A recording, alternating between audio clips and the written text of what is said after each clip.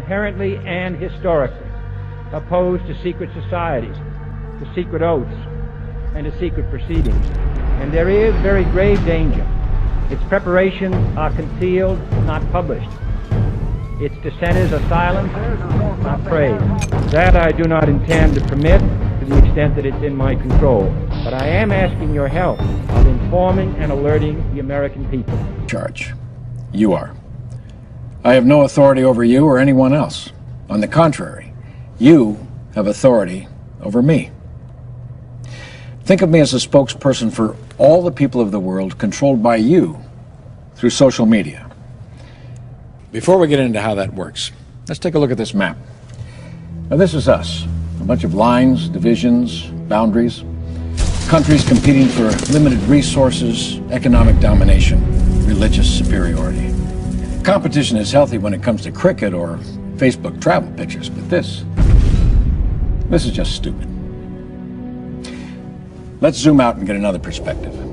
To scale, our solar system is a grain of sand in the Sahara Desert, and this little pixel is our only home. Yet we're sucking up resources like there's no tomorrow, breeding like rabbits, strangulating other species out of existence. Plastic waste in the ocean is growing larger than most countries, with nothing in place to stop it. Industries that are harming our planet are so powerful they can prevent or slow down cleaner technology for the sake of short-term profit. Governments, justice systems, the media are all influenced by self-interest groups whose actions often conflict with the well-being of humankind. Obviously, the world is full of a lot of good people, but as a whole, we're contributing to a system that's broken. We're going down a bad path. So, how do we fix it? Together, through social media, we can influence world leaders and industries to start improving the world as opposed to ruining it. We know this will work because history has repeatedly shown us that leaders and industries must follow public opinion or they fail. Sharing this video, endorsing it, tweeting it, goes a long way toward the creation of a legitimate global democracy. Because the more people unite in one place, the more powerful their voice becomes.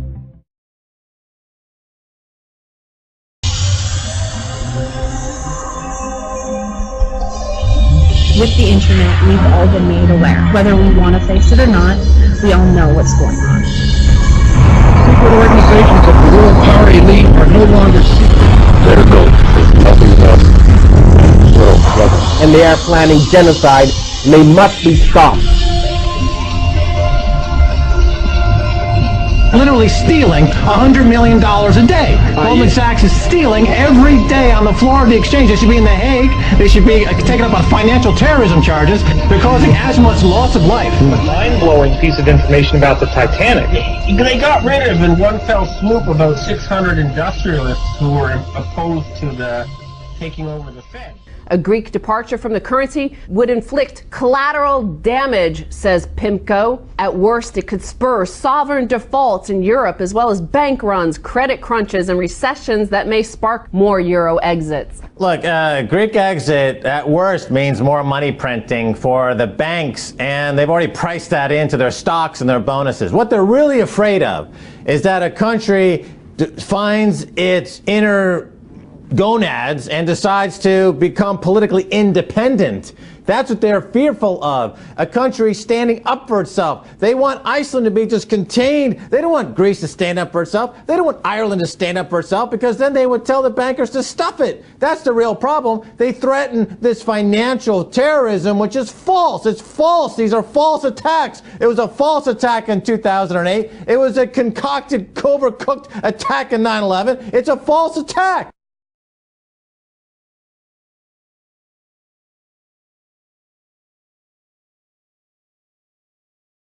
In Iceland, 4 former bank chiefs have been jailed for fraud. The sentences go as far as 5 years behind bars. They're accused of concealing that a Qatari investor bought a stake in their firm, using cash lent from the bank itself, illegally. The deal took place just ahead of the collapse of the bank due to huge debts. This shit's got to go. Hey, guess what country is getting itself out of a financial hole by some rather draconian measures. Well, Greece? No, not even close. Yeah. Iceland. Iceland. Iceland. Who They knew? are putting people in jail. They are putting, like, prime ministers being indicted. They're going after bankers. The people said, yeah, I said, those banks were ripping us off. We don't like what they did. They brought our country to ruin. And now Iceland suddenly is turning around. Their GDP is growing, and they look like a big success story. The former chief executive and chairman of Anglo-Irish Bank, Sean Fitzpatrick, has appeared in court in Dublin. Well, John, Sean Fitzpatrick arrived at the courts complex here behind us just after 9 o'clock this morning. He was put into a Garda van at the Bridewell Garda station and driven here. He had been arrested at 5:37 a.m. at Dublin Airport. He had flown back in from the United States in the early hours of the morning, and he met officers from the Garda Bureau of Fraud Investigation and officers working for the Director of Corporate Enforcement by arrangement. There was an appointment made and they met at Dublin Airport. 31-year-old man was arrested in London earlier today. A guy you could say had a bit of a gambling problem. Just how much money did he lose while working as a trader at the investment bank UBS? Just $2 billion. Treasury Secretary Timothy Geithner potentially facing criminal charges. Geithner was the president of the New York Federal Reserve Bank in the fall of 2008 when the Federal Reserve and the Treasury and the White House and the Congress decided to bail out AIG. Right. In the process of that bailing out of AIG, many documents were exchanged. If you went to the bank to borrow money, you'd have to fill out documents. One of the documents AIG filled out said, we owe X dollars to Goldman Sachs and we plan on paying them 100 cents on the dollar. According to Bloomberg, emails that came out yesterday say that lawyers for the Federal Reserve Bank said, we were told to strike this from the form so that AIG would not reveal to the Treasury Department or to the public that this money was going to be paid to Goldman Sachs because that's a politically toxic issue. Goldman Sachs making a fortune, making 100 cents on the dollar with federal funds. Now, if you go to buy a $25 savings bond from the federal government and you falsify the document to acquire that bond, you can go to jail. That's right. If you borrow $185 billion from the government, like AIG did, and you falsify a document, even if the government told you to do so, the people involved can go to jail. Debate in India over thousands of crores of black money being stashed away in secret Swiss bank accounts.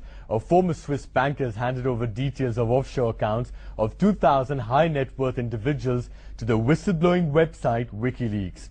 Rudolf Elmer, a former employee of a Swiss bank, handed over 2 disks of information to WikiLeaks founder Julian Assange in London. He says they have information on tax evasion by celebrities, business leaders, and even politicians from the US, Britain, and Asia, but it's not yet clear if there are Indians on the list. Elmer says that after years of watching the money laundering trade, he wanted to do something about it. He will appear before a Zurich court on Wednesday, charged with violating strict Swiss banking secrecy laws. WikiLeaks now plans to put up the information on the website in a matter of weeks. Pointed out that the arrests are not an indication of a systemic failure. Yesterday, at least 8 top officials of state-run banks and financial institutions have been arrested by the CBI on Wednesday. The allegations are that they accepted bribes in exchange for disbursing loans to corporate housing and realty companies, despite suspect credit records, and at other times for bailing out realty IPOs. Royal Bank of Scotland is reportedly set to be fined €186 million for the same interbank interest rate rigging scandal that's hammered Barclays. The British regulator, the Financial Services Authority, says 4 banks, Barclays, RBS, HSBC and Lloyds, will have to pay compensation to customers because they missold products to protect small businesses against a rise in interest rates. There's anger in Ireland over revelations that executives at Anglo-Irish Bank lied to the Dublin government about how much money it would need in a bailout 5 years ago. The Irish Independent newspaper has got hold of tape recordings of top bosses there who laugh about the fact that the bank has told the government it only needs €7 billion. They also laugh about abusing the state bank guarantee, which eventually cost taxpayers €30 billion. The report seems to show the government was lured into helping the bank through its disastrous guaranteeing of bank deposits. Into the synchronized global pullback or recession, and in some cases a depression, then these items are coming to the surface. For example, the 20 to 30 trillion of wealth that's held offshore. And most of that wealth, of course, goes through Britain, goes through the UK, because Britain has the least regulated financial markets in the world. That's why MF Global was in Britain. Lehman Brothers went through Britain. Bernie Madoff went through Britain. The latest Peregrine scandal went through Britain. JP Morgan's $2 to $9 billion loss on their balance sheet happened in London. So London is really the headquarters for global banking fraud. And even though the economy is contracting in Britain, I notice that the banking sector is still making huge profits. The Barclays chief operating officer that was caught committing fraud just got a golden parachute of £8 million. So as I've said, until you get rid of the financial terrorists, then you're going to continue to get, you're going to have these weapons of mass financial destruction blow up in your face.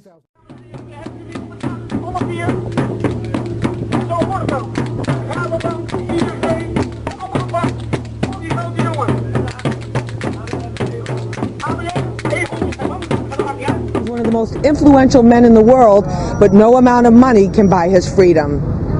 62-year-old IMF head Dominique Strauss-Kahn spent the night in a jail cell in an East Harlem police station.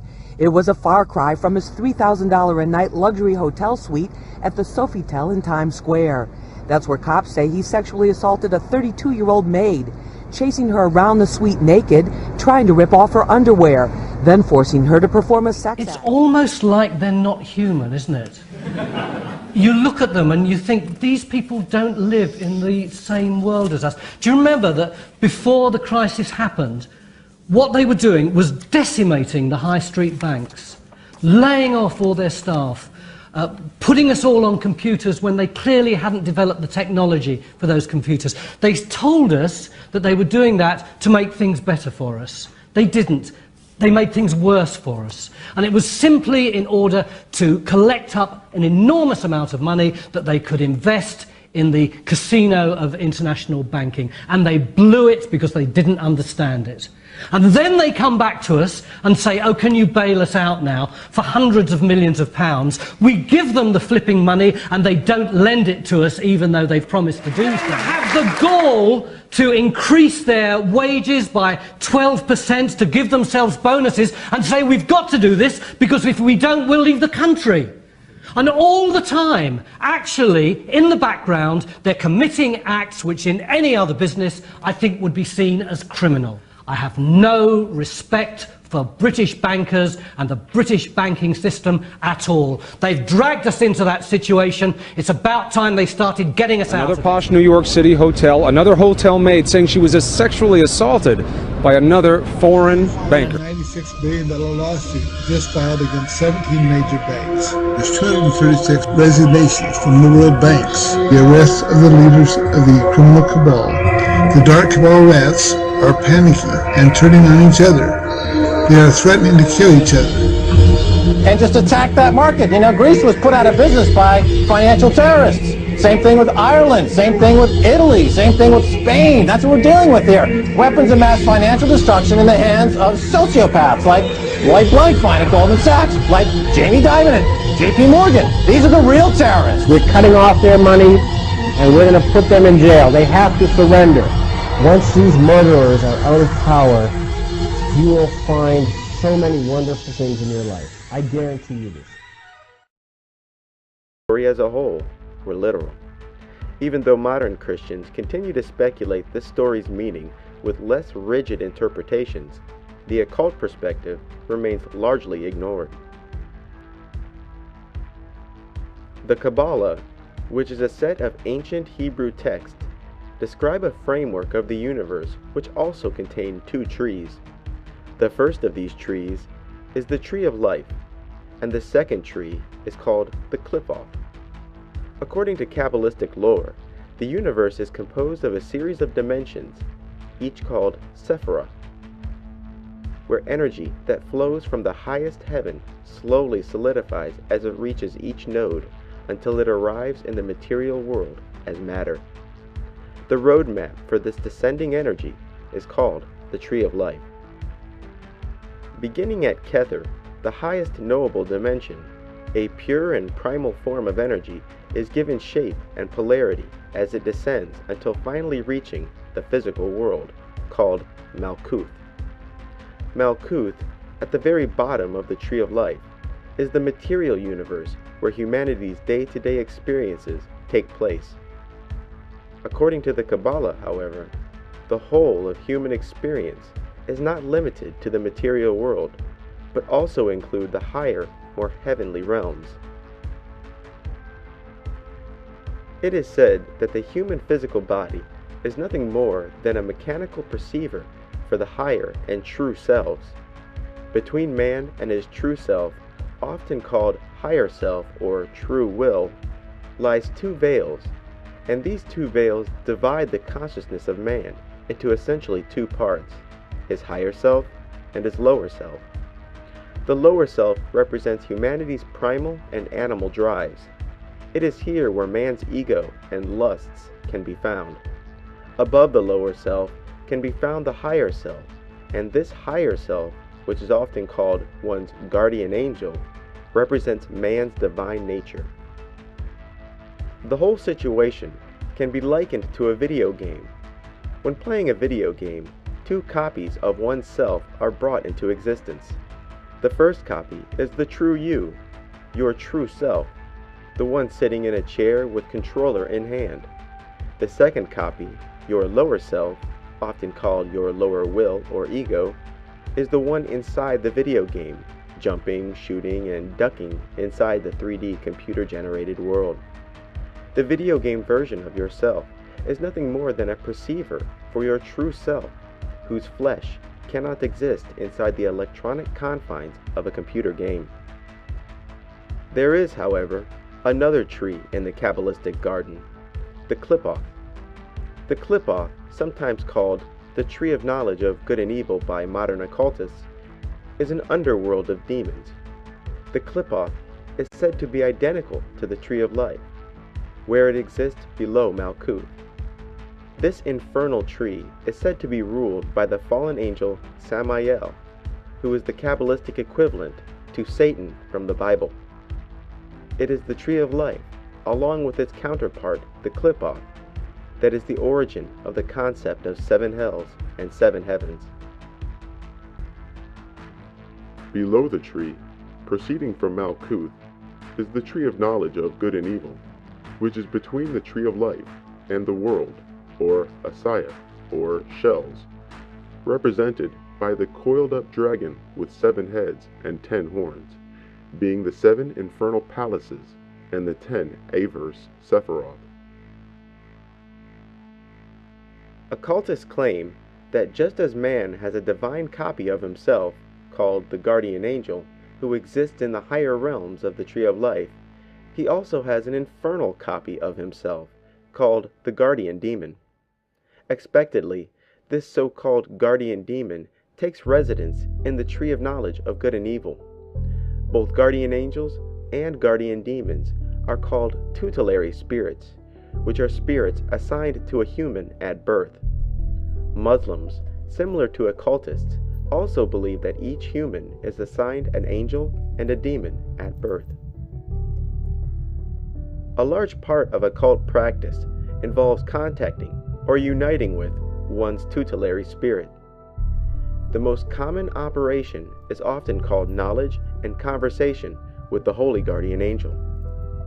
Coming into contact with one's guardian angel is not only one of the occult's highest achievements, but a necessary step in gaining mastery over magic itself.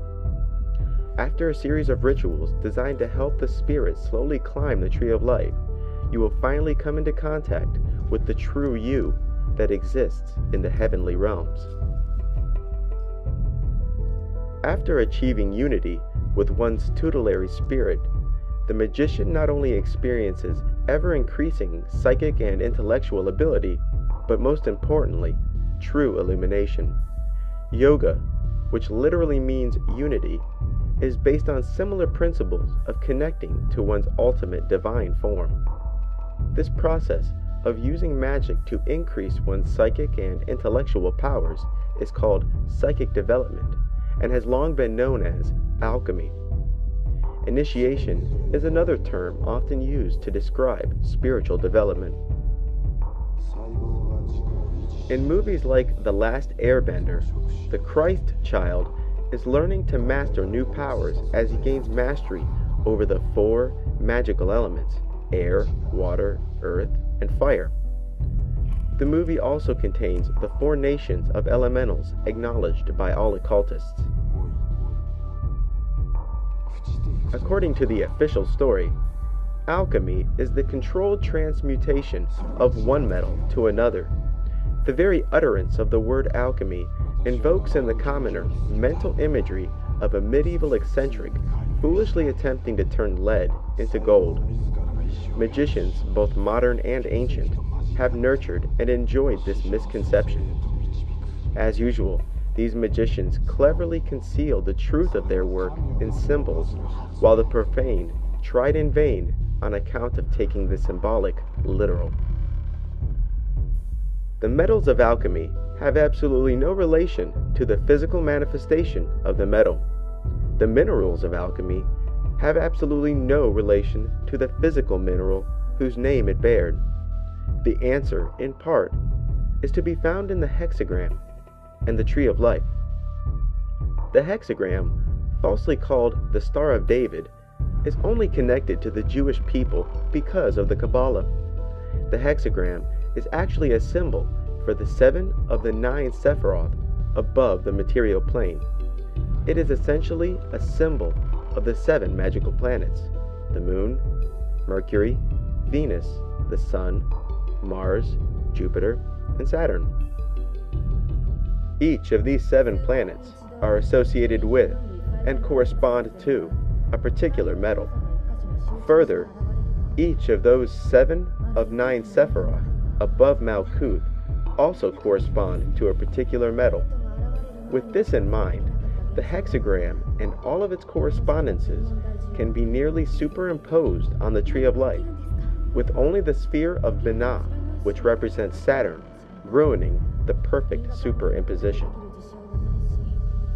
Similar to how the fruit from the Tree of Life can increase one's power, so too can fruit from the Tree of Knowledge of Good and Evil, because it is the realm of demons, including your own demon. If you recall, Adam and Eve, after eating from the Tree of Knowledge, knew they were naked and made aprons for themselves with fig leaves. Could this be the reason why Masons wear aprons? Is the apron a symbolic reference to the fig leaves of Eden? Do they use the apron to express in a coded manner that they themselves have eaten the forbidden fruit and gained its powers? The Tree of Life is further divided into 3 pillars.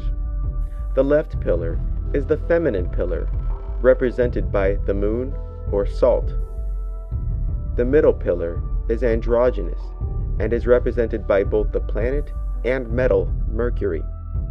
And the right pillar is masculine, represented by the sun and the mineral sulfur. This symbolism is plainly apparent in almost every depiction of an alchemist or alchemical magic, because somewhere in the picture will be both the sun and the moon, the very essence of uniting opposites.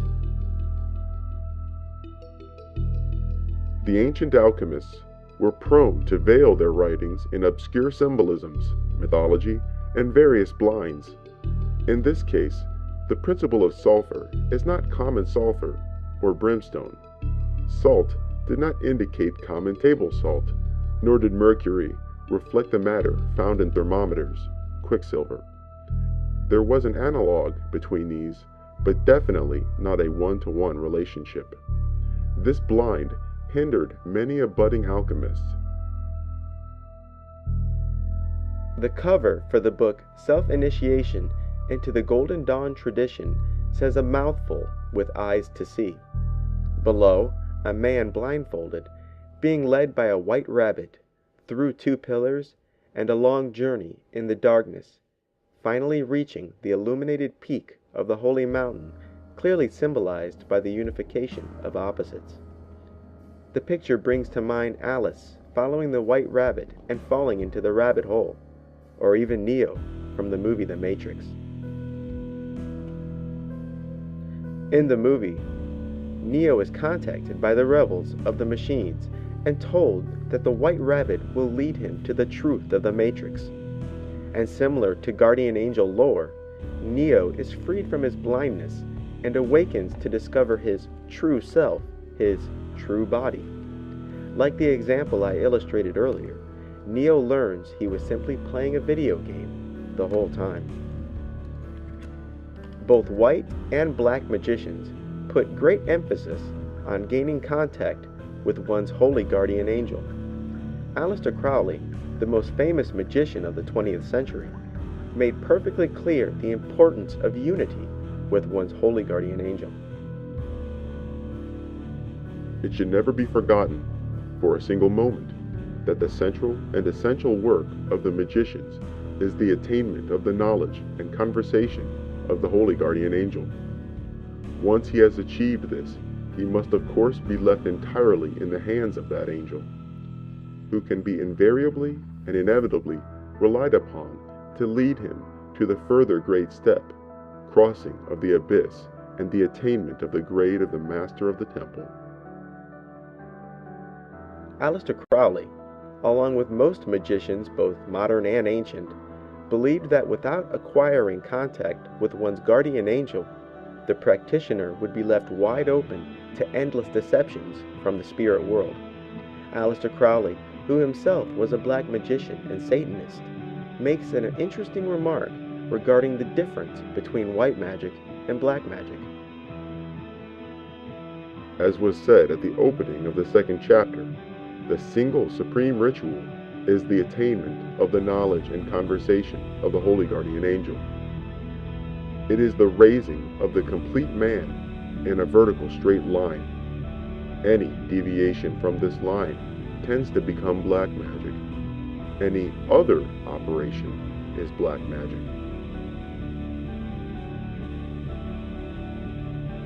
Most black magicians revel in muddying the lines between right and wrong, white magic and black magic. Even white magicians claim that the difference between white magic and black magic is solely based on the intention of the practitioner. But Aleister Crowley, in his book Magic in Theory and Practice, makes a rather all-encompassing statement regarding the line between. Here, he suggests that any magic, regardless of intention or desired outcome, is black magic if it is not in pursuit of attaining knowledge of one's guardian angel. Case closed. According to Crowley's definition, even the most benign love spells are classified as black magic. It is indeed interesting that Crowley's comment would parallel the edict given to man in the Garden of Eden, that the only thing that is truly permitted is eating from the tree of life. The movie Gamer depicts in a subtle way contact with one's true self. In the movie, real humans who are strictly confined to a gaming environment are puppeted by other people who exist outside the gaming environment. During the movie, the puppet and the puppeteer finally have a direct conversation.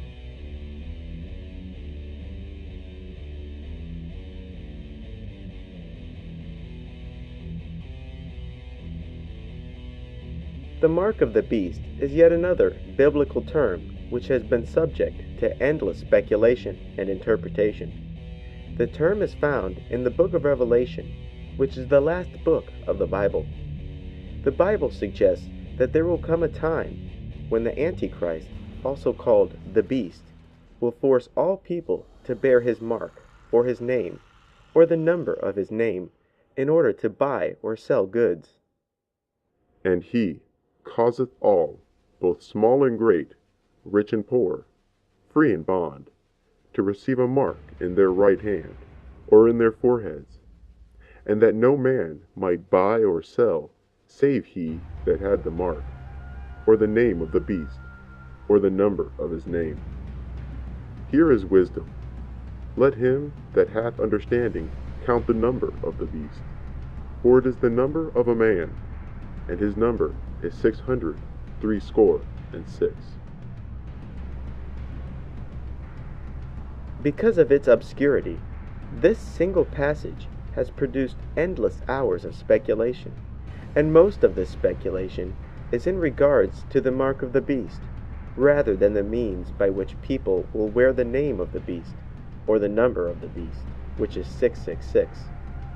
The occult, like many Christian prophecy speculators, have given the actual mark of the beast more attention than the method by which people will one day be forced to wear the name or number of the Antichrist.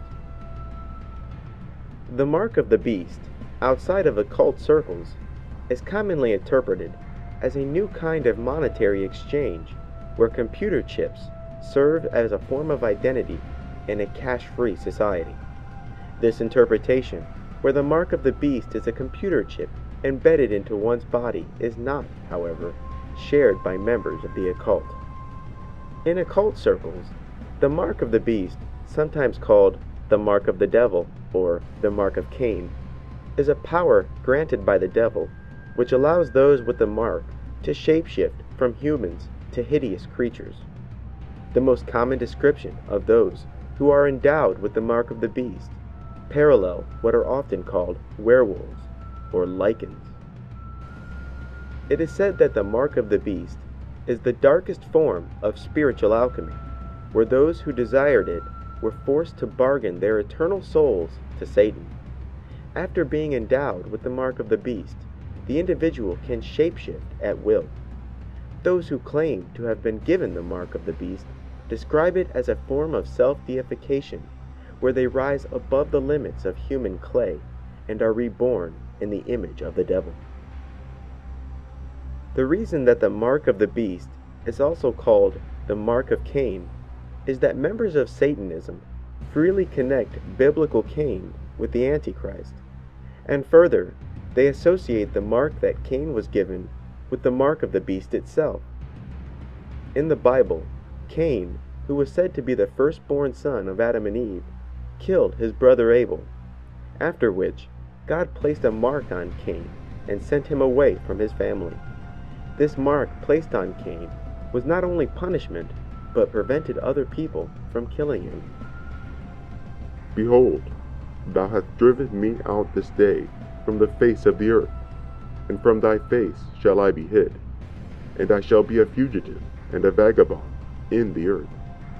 And it shall come to pass that everyone that findeth me shall slay me. And the Lord said unto him, Therefore whoever slayeth Cain, vengeance shall be taken upon him sevenfold. And the Lord set a mark upon Cain, lest any finding him should kill him. And Cain went out from the presence of the Lord, and dwelt in the land of Nod, on the east of Eden. The occult not only associates Cain and the mark placed upon him with the Antichrist and his mark, but also claim that Cain was in fact the son of Satan and the whore of Babylon, or Satan and Eve, rather than the son of Adam and Eve. Equinox, an Aleister Crowley publication, states, Their prince is Lams, Samael, the angel of poison and of death.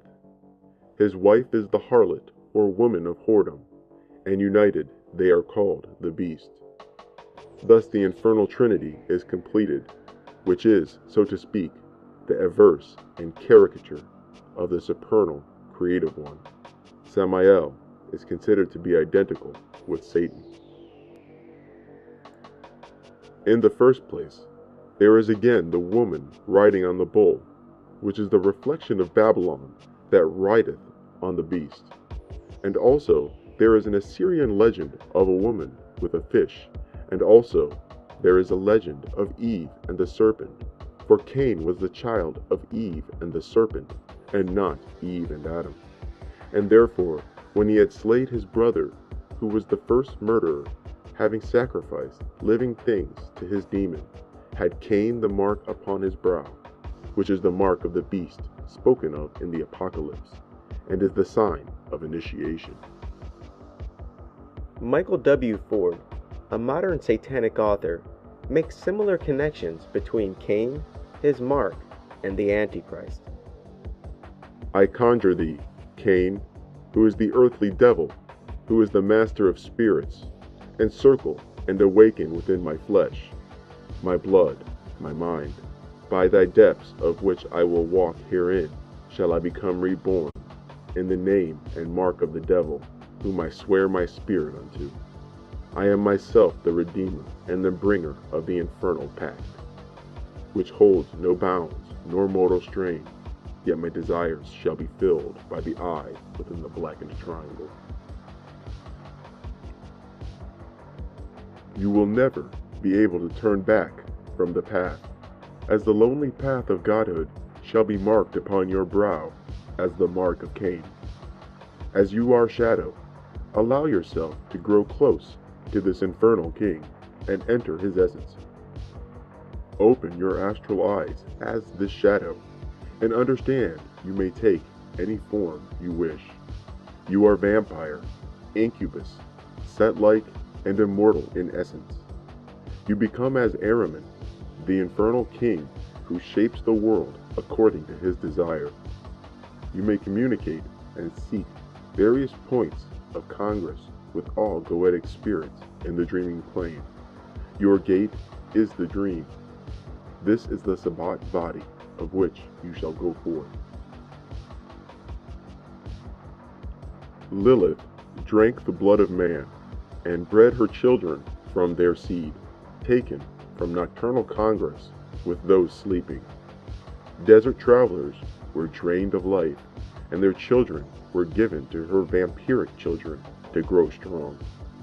Lilith opened the gates of Arazura, called the secret place, and the great shadow Ahriman came before me. I took the mark of the beast, and Lilith's mark, being the bloodied coal. Lilith taught me the arts of the vampire, and prepared my spirit and flesh to walk between the world. The true mark of Ahriman was given, and I passed between the light to the shadows.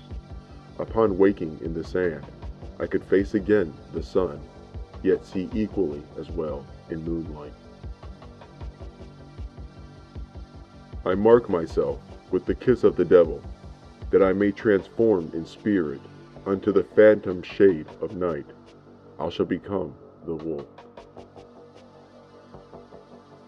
The spirit takes the form that it so desires at the moment, joins with familiars and other demonic forms, and goes forth to a place which centralizes the imagination in an infernal sense. The devil is by this standard a mirror of the liberated mind, awaiting confirmation of self-belief and the desire to becoming something else. Remember, throughout history, the devil has always been a shapeshifter.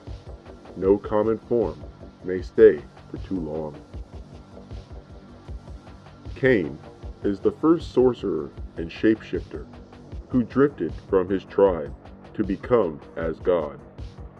He in turn was taught witchcraft and sorcery deeper by his spiritual mother, Lilith. It was soon after that Cain would wander the earth forever in spirit form, through the blood and psyche of his initiates, and manifest through their deeds and work. The touch of Azazel brings a fire to the clay, which then allows that genius to shape his flesh in dream and waking according to his desire. The Necronomicon, a book commonly thought of as the fictional tales of H.P. Lovecraft, also contain a reference to the shapeshifters who bear the mark of the beast. Know, fifthly, that the worshippers of Tiamat are abroad in the world, and will give fight to the magician. Lo, they have worshipped the serpent from ancient times, and have always been with us. And they are to be known by their seeming human appearance, which has the mark of the beast upon them, as they change easily into the shapes of animals, and haunt the nights of men, and by their odor, which comes of burning incenses unlawful to the worship of the Elder One. Even if you believe the Necronomicon to be complete fiction, What is important here is the context by which the reference to the mark of the beast was used.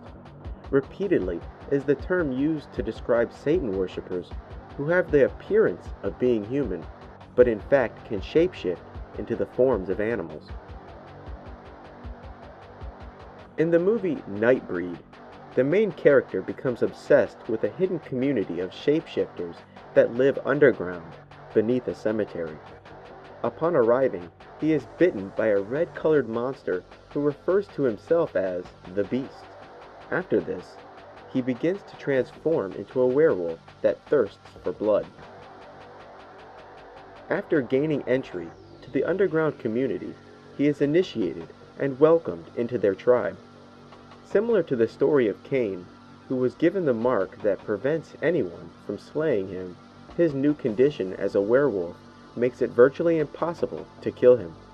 In the movie, a character named Baphomet, the Baptizer, was the founder of this underground community of monsters. The Bible also associates the Antichrist with a personage called the Beast of the Sea. This character is so called because he is not only associated with the beast, who is the Antichrist, but also because he is said to rise up out of the sea. Its symbolic description is a scarlet-colored beast with 7 heads and 10 horns, and 10 crowns upon its 7 heads. The color scarlet is simply red, with a slight tinge of orange. And I stood upon the sand of the sea, and saw a beast rise up out of the sea, having 7 heads and 10 horns, and upon its horns 10 crowns, and upon its heads the names of blasphemy.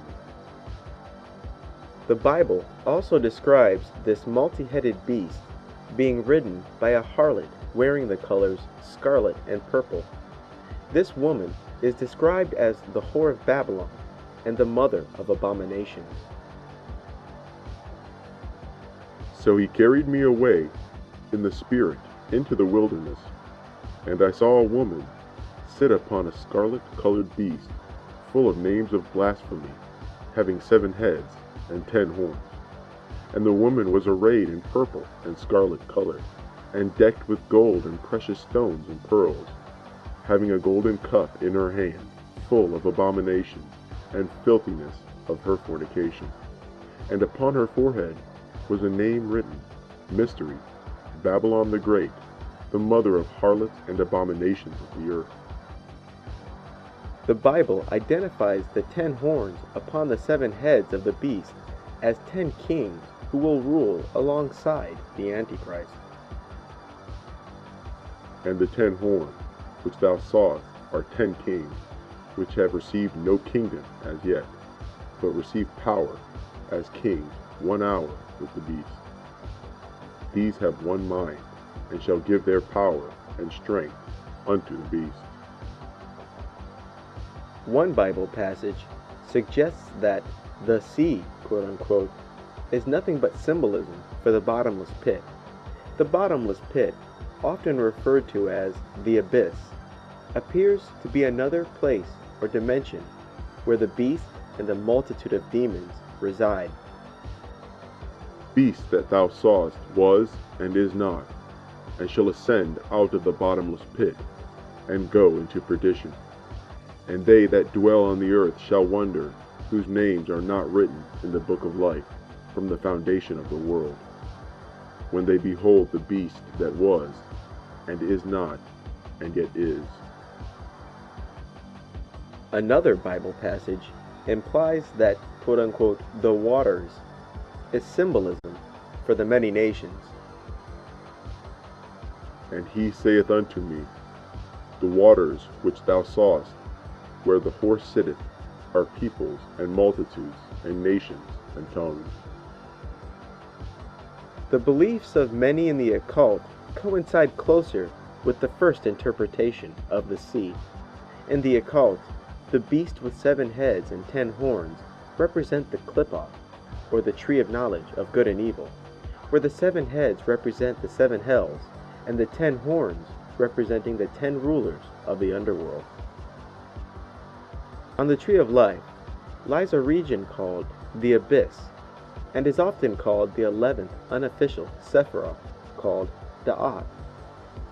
If you recall, the tree of knowledge of good and evil, the Qliphoth, was identical to and below the tree of life. This alternate tree is commonly referred to as an averse tree of life, averse meaning hostile, against, and opposite. Tempted by the fruit of the tree of knowledge, stooped down to the Qliphoth. The columns were unsupported, and the Sephirotic scheme was shattered, and with it fell Adam, the Mycoprosopus. Then arose the great dragon with 7 heads and 10 horns, cutting by his folds Malkuth from the Sephiroth, and linking it to the kingdom of the shells. The 7 lower Sephiroth were cut off from the 3 supernals in Da'at. The floor is black, having upon it also a triangle enclosed with the heptagram, bearing the titles of the averse and evil Sephiroth, as shown by the great red dragon with 7 heads.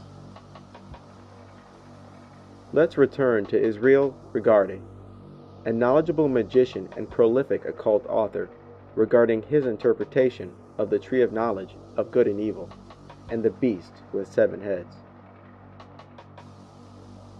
Below the tree, proceeding from Malkuth, is the tree of knowledge of good and evil, which is between the tree of life and the world of Asaya or shells, represented by the coiled-up dragon with 7 heads and 10 horns, being the 7 infernal palaces and the 10 averse Sephiroth. The great goddess Eve, tempted by the fruits of the tree of knowledge, whose branches tend upwards to the 7 lower Sephiroth, but also downwards to the kingdom of shells, reached down to them, and the 2 pillars were left unsupported. Then the Sephirotic tree was shattered. She fell, and with her fell the great Adam. And the great red dragon arose with his 7 heads and 10 horns, and Eden was desolated. And the folds of the dragon enclosed Malkuth, and linked it to the kingdom of shells. And the heads of the dragon rose in the 7 lower Sephiroth, even up to Da'at, at the feet of Alma Elohim. Before you are the 10 averse and evil Sephiroth of the Qliphotic or shells, collected into 7 palaces, wherein the apocalyptic mystery of the 7 heads and 10 horns.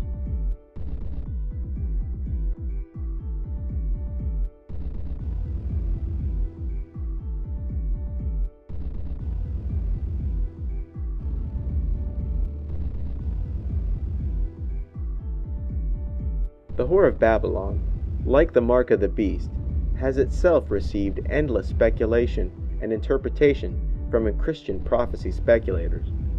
And like the beast himself, the Whore of Babylon has often been equated with a nation, church, or some other human power structure. The most common of these speculations is that the Whore of Babylon represents the Catholic Church, and, predictably, this interpretation is shared by many of those who are not Catholic but Protestant, most notably the Seventh-day Adventists. Catholics, meanwhile, claim that the Whore of Babylon is in fact the city of Jerusalem, citing the great Jewish power which has risen in recent times. Jehovah's Witnesses declare that all other forms of Christendom is part of the apostate religion of Babylon the Great. Here is what the Bible says about the Whore of Babylon. So he carried me away in the spirit into the wilderness, and I saw a woman sit upon a scarlet-colored beast, full of names of blasphemy, having 7 heads and 10 horns. And the woman was arrayed in purple and scarlet color, and decked with gold and precious stones and pearls, having a golden cup in her hand, full of abominations and filthiness of her fornication. And upon her forehead was a name written, Mystery, Babylon the Great, the mother of harlots and abominations of the earth. And I saw the woman drunken with the blood of the saints, and with the blood of the martyrs of Jesus. And when I saw her, I wondered with great admiration. And the angel said unto me, Wherefore didst thou marvel? I will tell thee the mystery of the woman, and of the beast that carrieth her, which hath the 7 heads and 10 horns. Babylon the Great is described as an entity or city which is drunk from the blood of the saints and rules over the kings of the earth and uses sorcery to do so. It is also said that the beast which she rides upon will one day betray her and destroy her. Adding to the respectable list of interpretations for this most lambasted entity, the occult interprets the whore in a similar fashion as it interprets the beast, a singular, particular being with a power structure beneath it. Occultists associate the whore of Babylon with a number of mythological goddesses. In Egypt, she is Isis or Nut. In Greece, she is Hecate or Astarte. In India, she is Kali. Lilith, Hilarion, Az, Sophia, and Tiamat are also frequently used names for this goddess. Interestingly, the whore of Babylon is commonly equated with the aforementioned Eve from the book of Genesis. She is often spoke of as the good and faithful wife, widowed, and finally becoming a host to some evil presence and becoming evil herself. In both the Bible as well as the occult, this goddess is crowned with many titles: the whore of Babylon, Babylon the Great, mother of harlots, mother of abominations, the scarlet woman, and so forth. She is also given titles like the bride of chaos and the bride of the beast, because it is said that she is now the consort of the Antichrist, rather than Adam. The occult not only associate her with vampires, but claims that she is the mother of a multitude of demons. It is also claimed by the occult, as well as the Bible, that Babylon will be, at least initially, in firm control of the beast. Those involved with witchcraft and Wicca worship the quote-unquote mother goddess, unaware that the whore of Babylon has similar titles like the mother goddess, the great mother, and Mother Earth. Further, this goddess is repeatedly associated with the moon, the number 7, the number 3, and the owl. Jack Whiteside Parsons, the brilliant rocket scientist and black magician, had much to say regarding his encounters with the Scarlet Woman.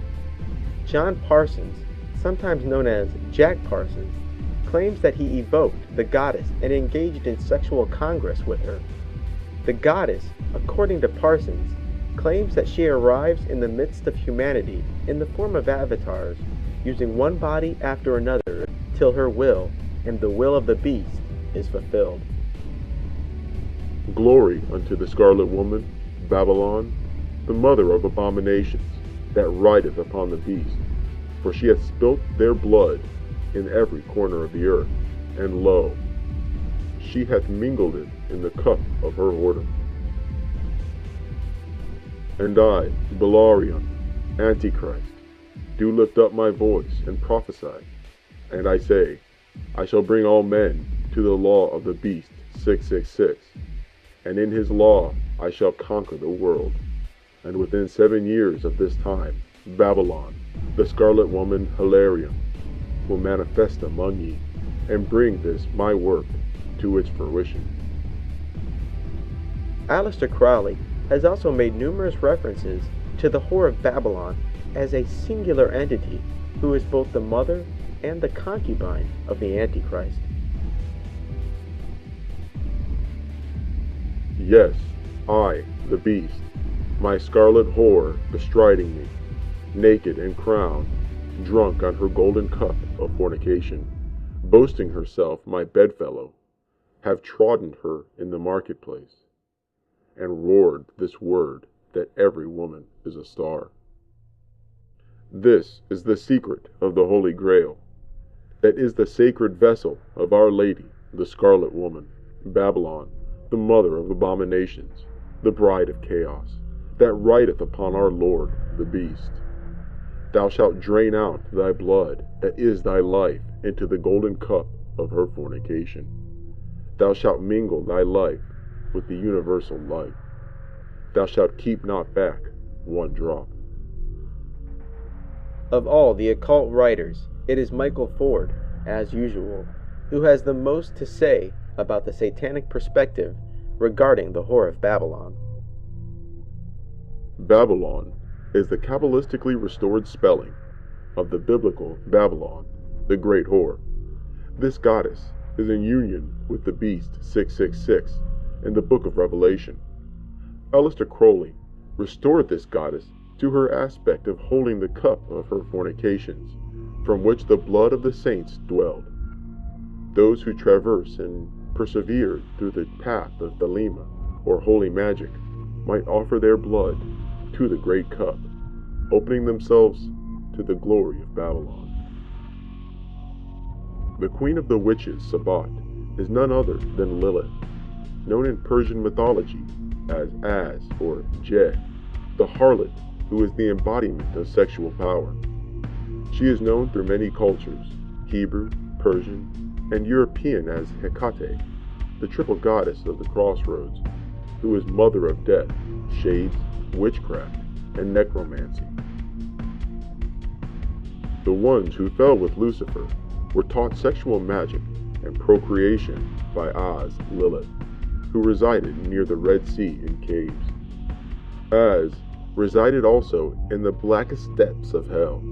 She instructed demons, monsters, and other Druze the art of sexual copulation and how to spawn demons. Az Lilith was the mother of succubi and incubi, demons who held sexual congress with humans and with their emissions spawned other shadow forms. Egyptian mythology, Greek mythology, the mythologies derived from ancient Mesopotamia, and of course the Bible are the primary traditions from which occultists tend to draw symbolism. As you can see, Satanists and occultists in general not only use biblical symbolism, but reinforce it with elaborate details and explanations. In fact, it is those involved with natural magic, like Wicca, that are most likely to disregard the biblical tradition, whereas white magicians and black magicians who practice ritual magic acknowledge the Bible as a viable source of practical information, debating only the Bible's philosophical principles. In this regard, can Christianity and Satanism be thought of as opposite sides of the same coin?